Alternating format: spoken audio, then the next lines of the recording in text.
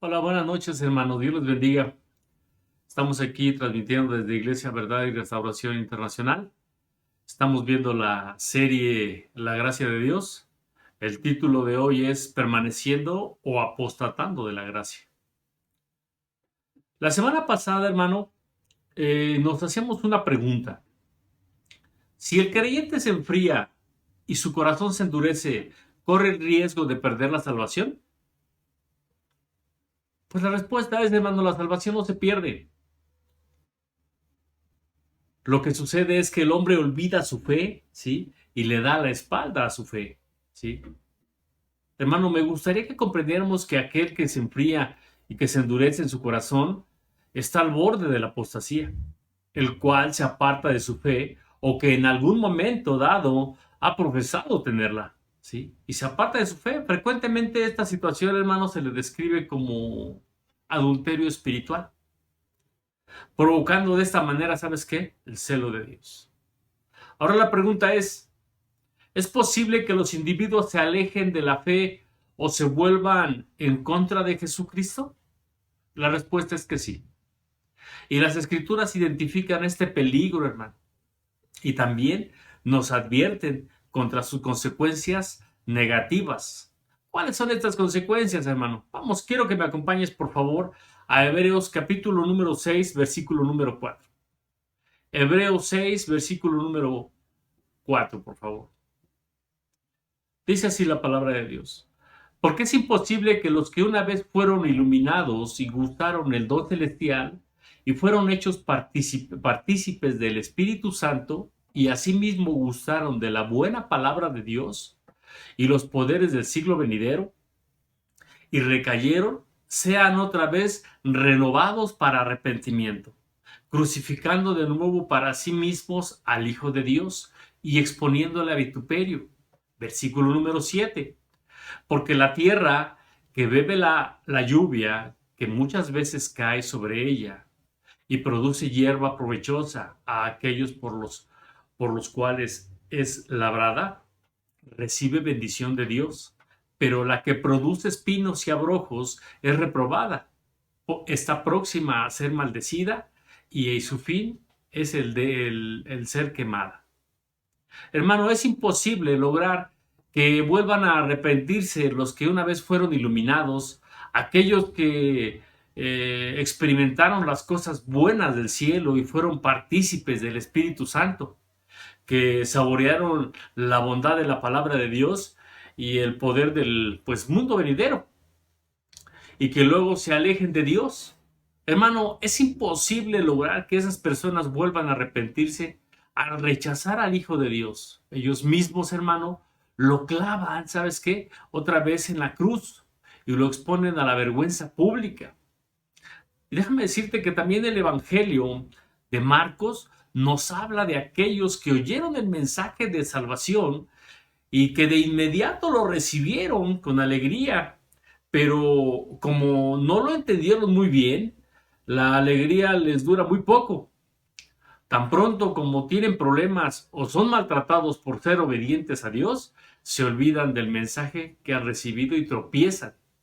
Quiero que me acompañes, por favor, al Evangelio de Marcos, capítulo 4, versículo número 16.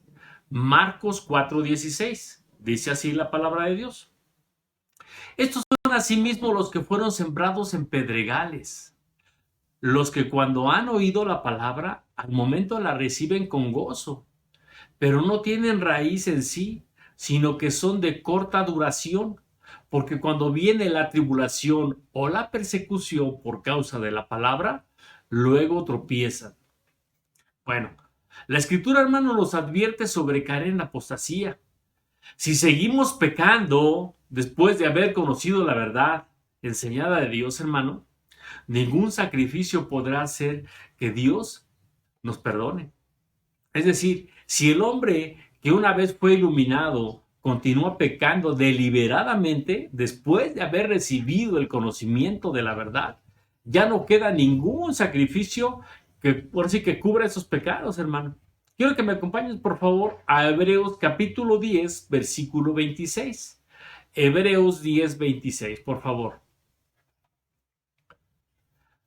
Porque si pecaremos voluntariamente, después de haber recibido el conocimiento de la verdad, ya no queda más sacrificio por los pecados, sino una horrenda expectación de juicio y hervor de fuego que ha de devorar a los adversarios. Versículo 28.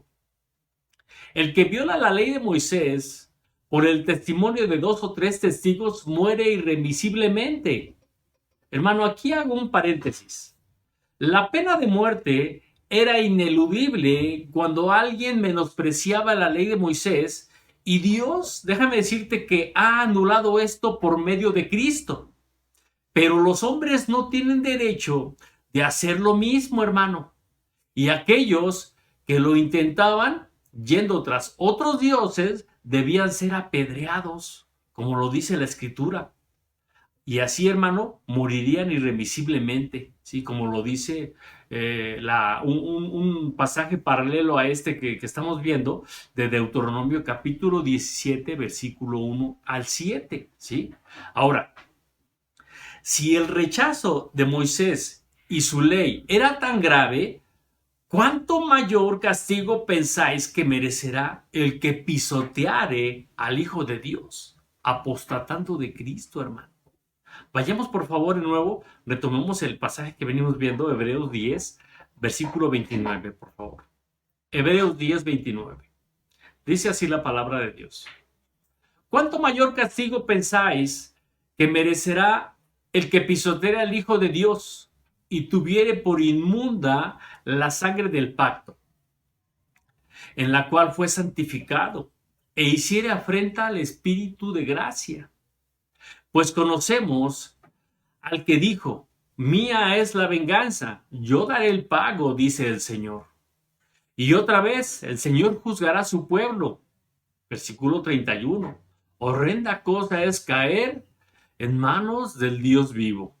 Hermano, Dios no tiene otros medios de expiación para los pecados para beneficio de aquellos que deciden rechazar a Cristo. Un ejemplo de ellos, hermanos, son los sacrificios levíticos que son obsoletos y ya no son aceptables. El sacrificio de Cristo, hermano, no será repetido. El pecar deliberadamente, hermano, contra el cual se nos advierte, es dejar de satisfacer por completo, hermano, las obligaciones del discipulado después de tener el conocimiento de la verdad del nuevo pacto y la salvación de Jesús. El que hace estas cosas, hermano, tiene el concepto de que Cristo puede ser un camino, ¿sí? Pero no el único camino, y que puede hallar otra cobertura para sus pecados al dejar de obedecer las amonestaciones que la Escritura nos da. Hermano, el apóstata no le importa realmente lo que la Escritura dice. ¿Y qué es lo que dice la Escritura? Mira, acompáñame a Hebreos capítulo 10, versículo 22. Hebreos 10, 22. Vamos ahí, por favor. Dice así. Hebreos 10, 22. Acerquémonos con corazón sincero. El apóstata no se va a acercar con corazón sincero, hermano. En plena certidumbre de fe, purificados los corazones de mala conciencia y lavados los cuerpos con agua pura. Mantengamos firme, sin fluctuar, la profesión de nuestra esperanza, porque fiel es el que prometió. Versículo 24. Y consideremos unos a otros para estimularnos al amor y a las buenas obras, no dejando de congregarnos como algunos tienen por costumbre, sino exhortándonos, y tanto más cuando ves que aquel día se acerca. Hermano, el apóstata cree que las cosas que suceden con su vida no importan, ¿sí? Pero esto no es así, ya que lo único que queda es una horrenda expectación de juicio y de hervor de fuego que ha de devorar a los adversarios, como lo dice el versículo 26. Acompáñame ahí, por favor. Vamos nuevamente ahí a Hebreos 10, 26. Por favor, acompáñame ahí. Hebreos 10, 26. Dice así la palabra, porque si pecaremos voluntariamente, después de haber recibido el conocimiento de la verdad, ya no queda más sacrificio por los pecados, sino una horrenda expectación de juicio y de hervor de fuego que ha de devorar a los adversarios. Hermano, este merecimiento del castigo se ve en su verdadera magnitud cuando reconocemos lo que ha hecho el apóstata. Hermano, él ha pisoteado al Hijo de Dios y ha tenido por inmunda la sangre del pacto, en el cual, ¿sabes qué? Fue santificado y ha hecho afrenta al Espíritu de gracia. El que apostata, hermano, ha insultado y ha profanado de este modo al Espíritu Santo. Y es en realidad, ¿sabes qué? Un suicida, porque no hay perdón para estas cosas que ha hecho. Quiero que me acompañes, por favor, a Marcos capítulo 3, versículo 28. Marcos capítulo 3, versículo 28, por favor. Dice así la palabra de Dios. De cierto os digo que todos los pecados serán perdonados a los hijos de los hombres, y las blasfemias cualesquiera que sean. Pero cualquiera que blasfeme contra el Espíritu Santo no tiene jamás perdón, sino que es reo de juicio eterno, porque ellos habían dicho, tiene espíritu inmundo. Fíjate, porque ellos, aquí la palabra se está refiriendo a aquellos judíos, hermano, que acusaban, ¿sabes qué? A Cristo Jesús, al Mesías enviado, ¿sí? Al Salvador, lo acusaban de tener, ¿sabes qué? Un espíritu inmundo. No creían en él, lo rechazaban. Qué tremenda situación, hermano. Ahora, déjame decirte que la condición mortal de tal pecado, de la apostasía, debía ser vista claramente por aquellos cristianos hebreos, pues claramente conocían, hermano, lo que decía Dios. Se supone que ellos conocían lo que era la ley, conocían lo que eran los libros canónicos, ¿verdad? Conocían lo que decía en Deuteronomio 32, 35. Acompáñame ahí, por favor. Deuteronomio 32, 35 dice así: Mía es la venganza y la retribución. A su tiempo su pie resbalará, porque el día de su aflicción está cercano, y lo que le está preparado se apresura. Horrenda cosa, hermano, es caer en manos del Dios vivo, cuyas manos, hermano, guiaron a los hijos de Israel en el desierto por 40 años, ¿sí? Hermanos, Dios extendió sus manos diariamente a un pueblo rebelde y contradictor, cuya mano, hermano, no se acortará para salvar. Con esas mismas manos, hermano, derribará, ¿sabes qué? Al soberbio, desarraigará al poderoso y lanzará a los impíos de su santa presencia a las eternas tinieblas de afuera. De ahí, hermano, que tú y yo miremos lo que dice la Escritura, ¿eh? ¿Qué dice la Escritura? Mirad pues la bondad y la severidad de Dios. Acompáñame por favor ahí a Romanos capítulo 11, versículo 22. Romanos capítulo 11, versículo número 22. Mirad pues la bondad y la severidad de Dios. La severidad ciertamente para los que cayeron, pero la bondad para contigo. Si permaneces en esa bondad, pues de otra manera tú también serás cortado. Hermano, la Escritura, ahora sí que en la Escritura hay muchos ejemplos, hermano, sobre la apostasía. Y vamos empezando, si gustas, vamos a ver algunos ejemplos. Vamos a ver nomás un ejemplo en el Antiguo Testamento y de ahí nos vamos a ir al Nuevo Testamento. En el Antiguo Testamento, hermano, hay un ejemplo donde nos habla de un hombre que apostató de su fe, ¿sí? Y estamos hablando del rey Saúl, que fue rechazado por Dios. Saúl, hermano, persiguió implacablemente a David durante años y fue abandonado por el Señor, ¿sí? Y carente de fe y de conciencia por haber recurrido, ¿sabes qué? A una pitonisa, es decir, a una adivina, allí en Endor. Pues así que de cuyos labios de esta mujer ya te oyó su propia sentencia. Hermano, Saúl fue derrotado por los filisteos. la misma nación a la que hubiera vencido si se hubiera mantenido fiel a las ordenanzas de Dios.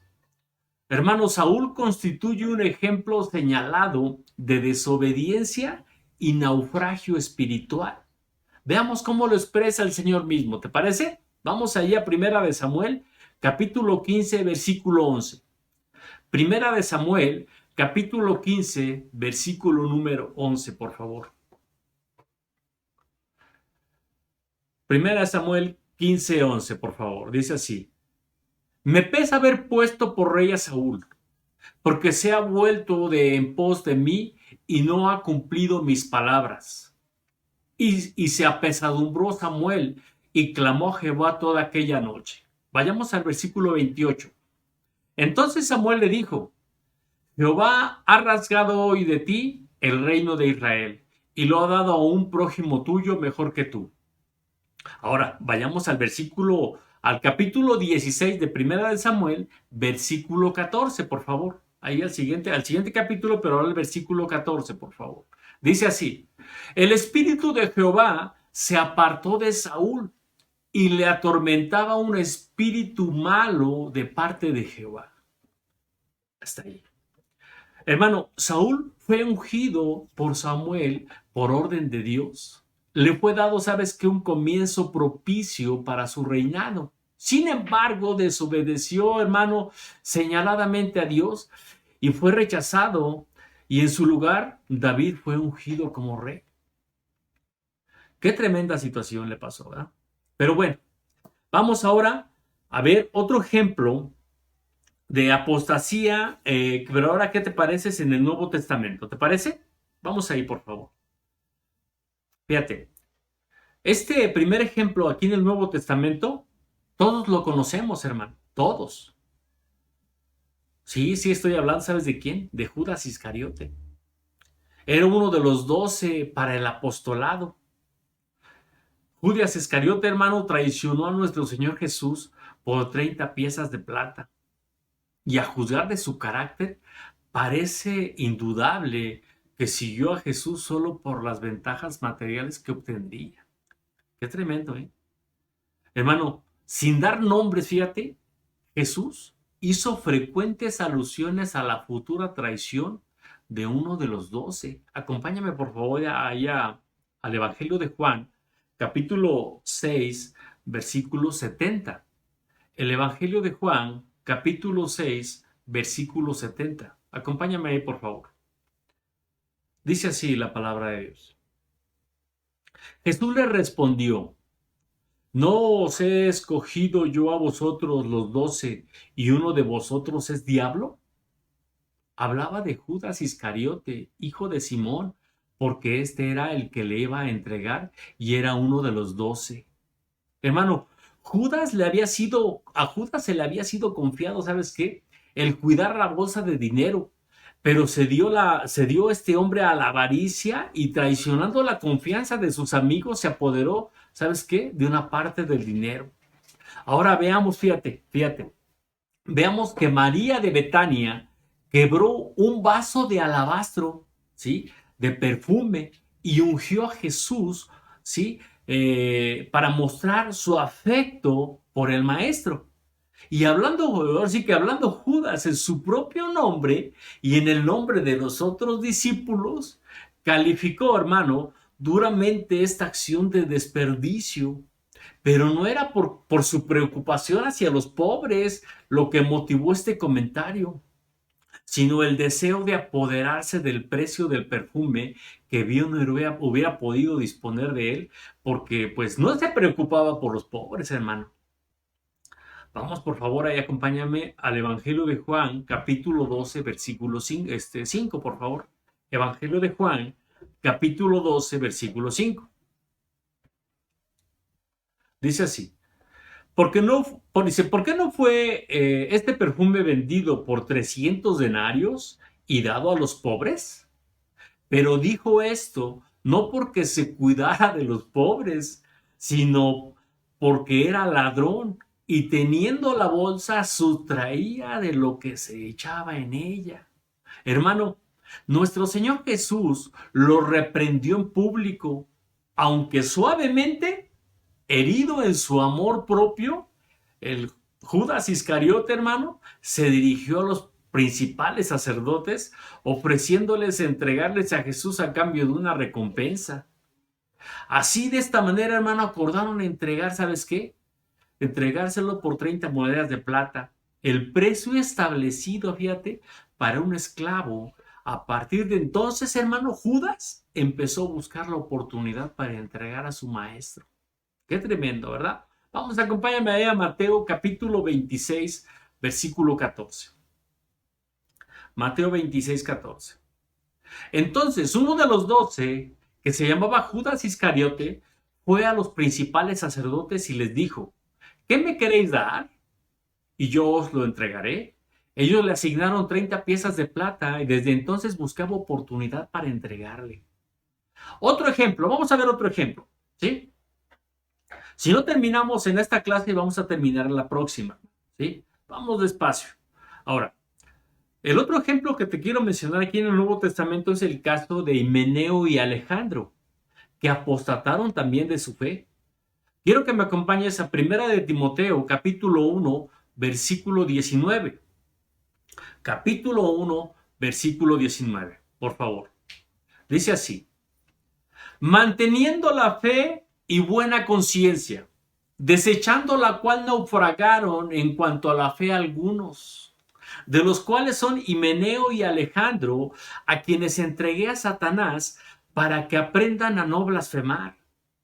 Hermano, el sinónimo de naufragar es hundirse, zozobrar, fracasar y malograrse.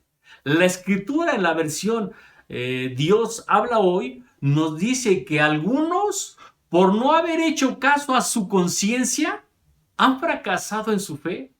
Veamos nuevamente este pasaje en traducción Dios habla hoy, para que dándonos así que la escritura nos da el consejo para evitar, hermano, el fracasar en nuestra vida espiritual, como algunos han caído desgraciadamente. Vamos ahí, por favor. Primera de Timoteo, capítulo 1, versículo 18. Dice así, la versión Dios habla hoy. Timoteo, hijo, te doy este encargo para que pelees la buena batalla con fe y con buena conciencia, conforme a las palabras proféticas pronunciadas anteriormente sobre ti. Algunos, por no haber hecho caso a su conciencia, han fracasado en su fe. Esto les ha pasado a Himeneo y a Alejandro, a quienes he entregado a Satanás para que aprendan a no decir cosas ofensivas contra Dios. Hermano, aquí hay una alegoría vívida de la cual describe gráficamente el desastre espiritual que le ocurre, ¿sabes qué?, a quienes ignoran a su conciencia. Ahora, déjame decirte que en la Biblia, hermano, la conciencia moral se usa generalmente en el sentido del sentimiento del bien y del mal. Es decir, el conocimiento íntimo de la condición espiritual del hombre. En otras palabras, la conciencia, hermano, es la facultad en el hombre mediante la cual él distingue entre lo moralmente bueno y lo moralmente malo, lo que le lleva a hacer lo que él reconoce que está bien y que a su vez lo estorba para hacer aquello que él entiende que está mal y que emite un juicio sobre sus actos y que ejecuta ese juicio dentro de su alma. Qué tremendo, hermano. Quiero que me acompañes, por favor, a Romanos capítulo 2, versículo 13. Romanos 2, 13. Dice así la palabra de Dios. Porque no son los oidores de la ley los justos ante Dios, sino los hacedores de la ley serán justificados. Versículo 14. Porque cuando los gentiles que no tienen ley hacen por naturaleza lo que es de la ley, estos, aunque no sean ley, son ley para sí mismos, mostrando la obra de la ley escrita en sus corazones, dando testimonio su conciencia y acusándoles o defendiéndoles sus razonamientos. Hermano, la conciencia es limpiada cuando el individuo se vuelve a Dios, pidiendo perdón por sus pecados. Hermano, esto sucede cada vez, hermano, que un hombre se arrepiente, es limpiado en su conciencia, hermano. Está el contraste, hermano, entre el que apostata y el que se mantiene en su fe y que mantiene una buena conciencia en el Espíritu Santo, quien le ilumina, ¿sí? Le ilumina la conciencia y que además, ¿sabes qué? Aquella persona que ha recibido a Cristo en su corazón, Cristo es el que le purifica, ¿sabes qué? Su conciencia. ¿Qué te parece si vemos cómo lo expresa nuestro hermano? Aquí está el contraste, hermano, de aquellos que apostatan y aquellos que en un momento dado, la semilla que fue sembrada en los corazones, que cayó en buena tierra, ¿sí? Pablo y nuestro hermano Pedro eran, ¿sabes qué? Buena tierra, fueron buena tierra, ¿sí? ¿Qué te parece si vemos lo que expresan nuestros hermanos, Pablo y Pedro? ¿Te parece? Quienes tenían una buena conciencia, como lo decía Pablo a Timoteo en el pasaje que vimos hace unos instantes, ¿sí? Vamos a ir a Romanos capítulo 9, versículo 1. Romanos capítulo 9, versículo número 1. Dice así: verdad digo en Cristo, no miento, y mi conciencia me da testimonio en el Espíritu Santo que tengo gran tristeza y continuo dolor en mi corazón. Vamos, acompáñame también a Primera de Pedro, capítulo 3, versículo 21. Primera de Pedro, capítulo 3, versículo 21. Dice así: el bautismo que corresponde a esto ahora nos salva, no quitando las inmundicias de la carne, sino como la aspiración de una buena conciencia hacia Dios por la resurrección de Jesucristo. Puede que los creyentes tengamos que sufrir, hermano, pero si nos mantenemos en una buena conciencia, ¿sí? Puestos a cuenta siempre delante de Dios, hermano, viviendo una vida apartada para Él, ¿sí? Como lo prometimos al hacer esa promesa, al ser bautizados, hermano, tenemos la promesa de Dios y la prueba de sus obras basadas para asegurar, ¿sabes qué? Que su esperanza está bien fundada. Solo se puede retener la fe en Cristo, hermano, si se mantiene una buena conciencia. Ahora, déjame decirte que la palabra naufragaron sugiere, hermano, la magnitud de la tragedia moral contra la cual advierte el apóstol Pablo. Y déjame decirte aquí, hacerte una pregunta. ¿Acaso no corría el mismo peligro nuestro hermano Pablo?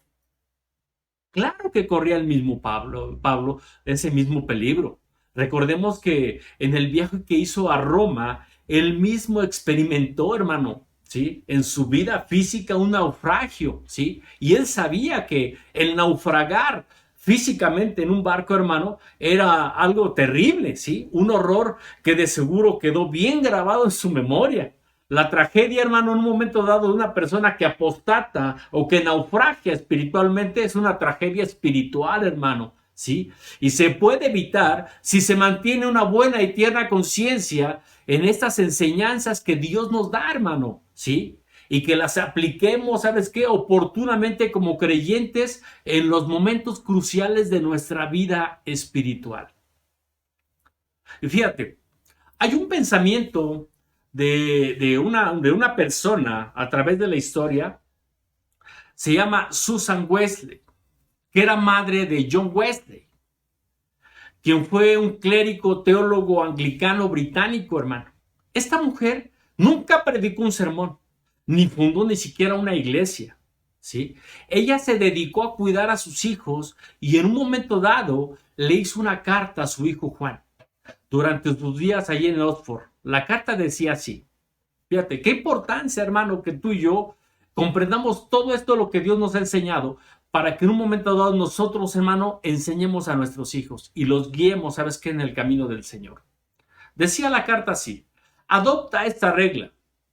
Todo aquello que debilite tu razón, que deteriore lo tierno de tu conciencia, que oscurezca tu sentido de Dios, o elimine tu gusto o inclinación por las cosas espirituales, en breve, todo aquello que aumente la fuerza y la autoridad de tu cuerpo sobre tu mente, todo esto es pecado para ti, por inocente que parezca en sí mismo.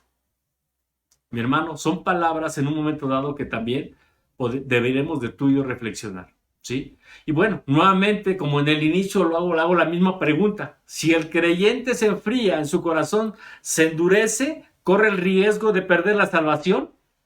Hermano, queda claro que la salvación no se pierde, ¿sí? La respuesta es que de ninguna manera se pierde la salvación.